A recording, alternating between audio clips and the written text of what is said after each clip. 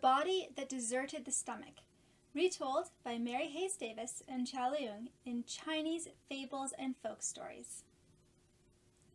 Man's body is a perfect and wonderful thing. His hands are strong to do. His feet are strong to walk. His nose judges whether things are good to eat. His ears hear clearly. His eyes help him to see all the things of the world and to study books. His brain can think great thoughts. And so we call the body of a man a perfect thing. But one day, the different parts of man's body quarreled among themselves about the work. Many complaints were brought against the stomach. The hands and feet said, "We work all day, and yet we are nothing. Do you know whom we work for?" The eyes said, "We find many chickens, fish, eggs, and much rice and tea for the stomach. He takes all and does no work for it. He does not even think. And though he never does anything for us, we are always working for him." They all agreed to refuse to work longer for the stomach. They said, "Tomorrow we will tell the heart and have him judge who is to be blamed." So the next day the tongue told the brain about it, and the brain said, "I will see the judge tonight." When the heart heard the story, he said, "Yes, you are right.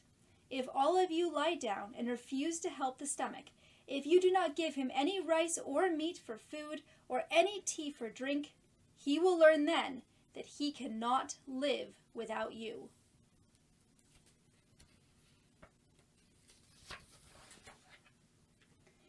In a little time, the stomach wanted food and said to the hands, "Give me a piece of fish, some rice, and a cup of tea." The hands were quiet and said nothing. Then the stomach said to the feet, "Will you go out and have Menyen bring me a bowl of chop suey mein? I'm hungry." The feet answered, "No, sir, we will not work for you any more." And they lay down. The stomach cried for food, but all said, "We do not care. We will not work for him." After a while, the eyes found they could not see well, and in the theater hall next door the drums drummed hard, but the ears could not hear. The heart judge said, "How is it now with the stomach?" The brain answered, "We are not working for him, nor helping him any more, and I believe he is going to die.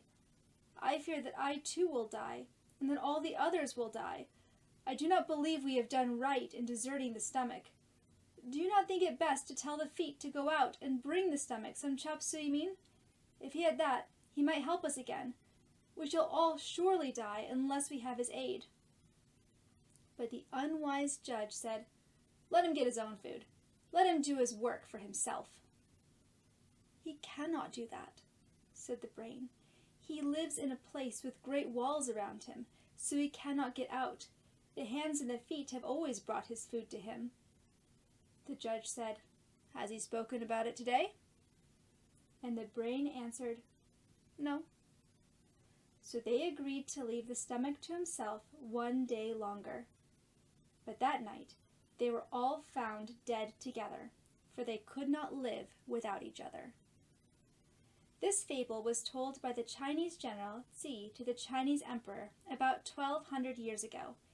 The emperor had been angry at a province of his own people and wished to send this general with soldiers to kill them.